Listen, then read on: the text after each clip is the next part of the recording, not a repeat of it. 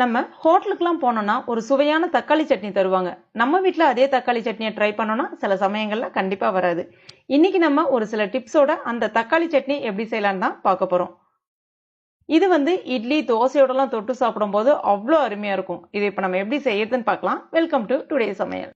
இது செய்யறதுக்கு முதல்ல ஒரு பேனில் எண்ணெய்லாம் எதுவுமே சேர்க்காம 1 டீஸ்பூன் எள்ளு சேர்த்துக்கோங்க. கருப்பு எள்ளு இருந்தால் கூட நீங்கள் பயன்படுத்திக்கலாம். ஆனால் சட்னியினுடைய நிறம் கொஞ்சம் மாறுபடும். வெள்ளை எள்ளு பயன்படுத்திக்கோங்க. இப்போ மீடியம் ஃப்ளேமில் வச்சுட்டு அந்த வெள்ளை எள்ளு நல்லா பொரிஞ்சு வரணும். இப்போ பாருங்கள், இந்த மாதிரி பொரிஞ்சு நல்ல நிறம் மாறி வந்திருக்கு. இதை இப்போ நம்ம வேற ஒரு பிளேட்டில் மாற்றிடலாம். இப்போ அதே பேன்ல 1/2 டீஸ்பூன் எண்ணெய் சேர்த்துக்கோங்க. 7-8 வரமிளகாய் சேர்த்துக்கோங்க. காரத்துக்கு தகுந்த மாதிரி அட்ஜஸ்ட் பண்ணிக்கோங்க. இப்போ அந்த மிளகாய் நல்லா உப்பி இந்த மாதிரி லைட்டாக நிறம் மாறி வரும். இதையும் தனியாக எடுத்து வச்சிருங்க.